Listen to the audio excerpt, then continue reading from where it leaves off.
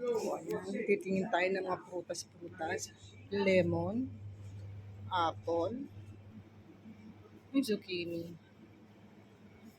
Ano bang tawag dyan? Comment down below. Nakalimutan ko pangalan ng gulay na to.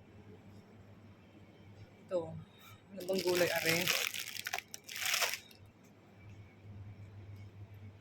Ito yung mga ubas. Sa bagay, kabibili ko lang kahapon sa palengke ng ubas. Ubas na green, ubas na brown.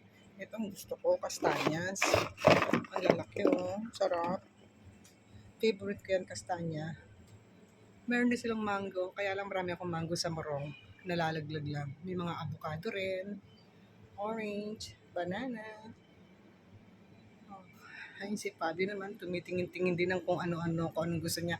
Ito ang gusto niyang bilhin, yan salad na yan. Yan ang gusto niya, salad. Ito yung mga salumi. Mm, di ba? Kita mo mga salumi. Tingin pa tayo rito. Ito naman ang mga yogurt section ng yogurt drink. Ayan, yogurt. Ganito lang. Kefir. Gusto ko ng kefir. Magkano ba to? Maganda rin siya. So, I hope guys nagugustuhan nyo, ha? Salamat sa panonood. Hanggang dito na lang. Ingat-ingat. Tinat naman ng mga karne. Hmm. Ingat din.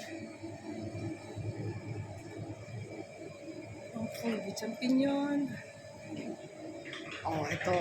May mani rin siya. Puro nyo din ang tiyaan. Ito ang gusto ko. Okay guys, nandito na lang. Salamat.